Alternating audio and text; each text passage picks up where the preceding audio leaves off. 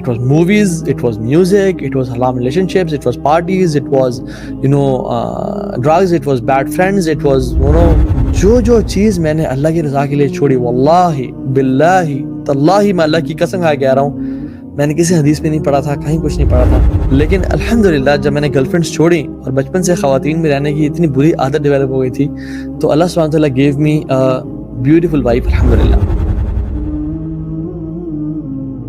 اور میں نے کچھ لسٹ بنائی مینٹل میں, ذہن میں, کہ what do I want to leave in my life to become a good Muslim.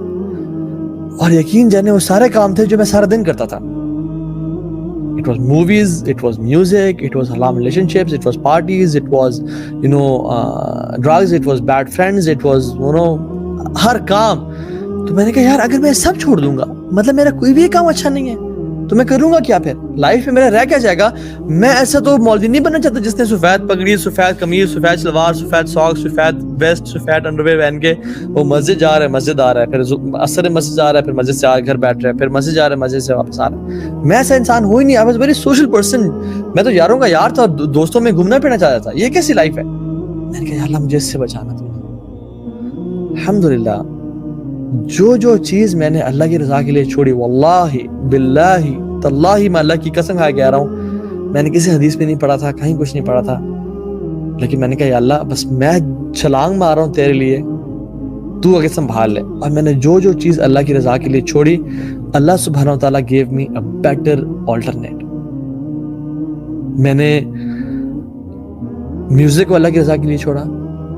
الحمدللہ I've started feeling pleasure in listening to Quran. اور قرآن سننے میں عجیب سی لذت آنے شروع ہو گئی, اور اس کے ترجمے میں اور اس کے اس میں. It's all about having fun نا, کہ آپ کو جہاں پہ مزہ آ رہا ہے. پہلے میوزک میں مزہ آتا تھا, پھر قرآن میں مزہ آنے شروع ہو گیا. وہ مزہ تھا گناہوں کے ساتھ, یہ مزہ ہے اجر کے ساتھ, نیکیوں کے ساتھ. میں ساری رات بیٹھ کے موویز دیکھتا تھا, ٹورنٹ پہ موویز لگائی ہوئی تھیں. جب بھی یونیورسٹی یا گھوم پھر کے گھر آئے, لیپ ٹاپ کھولا, جوس رکھا, ہیڈ فونز لگائے, اب مووی ٹائم ہے جی, اور مووی دیکھ رہے ہیں ساری رات بیٹھ کے. اور فجر کی اذان ہو گئی, اور فجر کی اذان ہوئی تو یار بند کرو موویز, کیسے دیکھ سکتے, فجر کی اذان ہو رہی ہے, تو کیا کرو پھر, تو سو جاؤ. نماز پڑھنے تو میں کیسے جاؤں, تھکا ہوا نا, لیکن موویز نہیں دیکھنی, اب سو جاؤ پھر, کیونکہ کتنا برا لگتا ہے کہ اذان ہو رہی ہے اور تو مووی دیکھتے رہو. It's very bad. تم اچھے مسلمان بنو نا.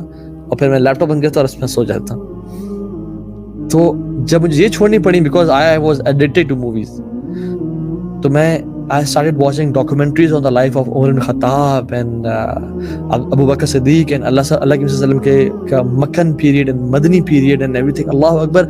اور میں آدھی رات بیٹھ کے وہ ڈاکومنٹریز دیکھ رہا تھا, اور میرا ایمان بھی بڑھا ہے. It was so exciting and engaging کہ I used to love it, I used to crave for it. میں جب بھی یونیورسٹی میں آتا تھا تو کلاس ختم ہوتی ہے, فوراً سے نکلتا تھا just to watch the lectures on the life of Umar ibn Khattab, کیونکہ I used to crave for them. اور مزہ آنے شروع ہو گیا.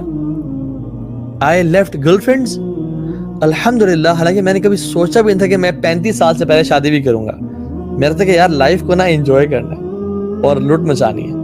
لیکن الحمدللہ جب میں نے گرل فرینڈس چھوڑی اور بچپن سے خواتین میں رہنے کی اتنی بری عادت ڈیولپ ہو گئی تھی, تو اللہ سبحانہ وتعالیٰ gave me a beautiful wife الحمدللہ. میری یقین جانے میں چینج ہونے کے کچھ ٹائم بعد I got married alhamdulillah, and she is my halal girlfriend living with me in my house. My parents are supporting her and I'm supporting her. And وہ پہلے تو ڈر کے چھپ چھپ کے ملتے تھے نا, اب میرے وہ گھر میں رہتی ہے and she is my wife alhamdulillah. تو اللہ تعالیٰ نے آپ کو کبھی یہ نہیں کہا کہ اپنی جو ہے نا ڈیزائرز کو بالکل مار دو اور پیس دو اور ختم کر دو, نہیں, بلکہ کہا ہے کہ چینلائز کرو. You want to get married, you get married. تمہاری خواہشات ہیں, you want to feel loved, you want to have relationship with someone, ٹھیک ہے, کرو, نکاح کرو, جو مرضی کرنا ہے کرو. اور عجیب ہمارے ہاں کانسیپٹس ہے کہ نہیں بیوی کو ایسے نہیں دیکھ سکتے, ویسے نہیں دیکھ سکتے, یہ نہیں کر سکتے, وہ نہیں کر سکتے. اچھا حرام کام سب کریں اور حلال میں آپ کچھ بھی نہ کریں, رانگ کانسیپٹس. تو اٹس حلال. اللہ تعالیٰ نے ہر طریقے سے نا ہمارے کاموں کو, ہماری فیلنگ کو چینلائز کیا. اللہ تعالیٰ اس کو دباتے نہیں ہے, بلکہ کہتے ہیں کہ اس کو چینلائز کرو. دین ہمارا چینلائز کرتا ہے. I left music, Quran, I left movies, مجھے مزہ آ گیا. اچھا ایون جو بائک میرا وہ ہوا تھا ڈسٹروائے, وہ پکچر دکھائیے گا جو بائک والی, which was a Boulevard Chopper 660, it was a black bike جس میں ایکسیڈنٹ ہوا تھا. اور وہ سبحان اللہ ہوا یہ کہ I got even a better bike which was a BMW GS 650 cross country. اللہ تعالیٰ نے مجھے وہ بائک عطا کر دیا الحمدللہ اللہ تعالیٰ کے فضل سے. ایون ہر ایک چیز میں اللہ نے مجھے بہتری عطا کی. I left bad friends. بہت سارے میرے دوست پرانے ابھی بھی الحمدللہ میرے ساتھ جو کہ اچھے دوست ہیں. وہ کمپنی میں نے چھوڑی جو کہ ایول تھی اور ایک برے گناہوں والی کمپنی تھی. اللہ سبحانہ وتعالیٰ replaced me with brothers, those who can die for me as well.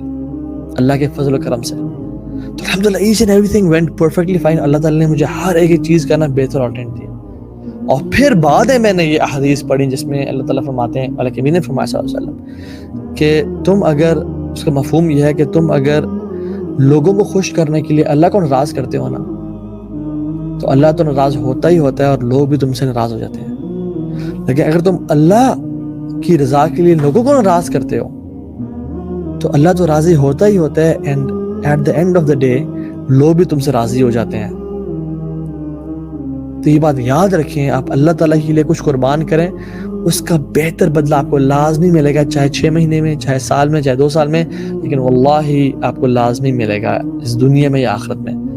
Have this firm belief کہ میں جو اللہ کی رضا کے لیے چھوڑ رہا ہوں نا اس کا مجھے بہتر بدلہ اللہ تعالیٰ لازمی دیں گے.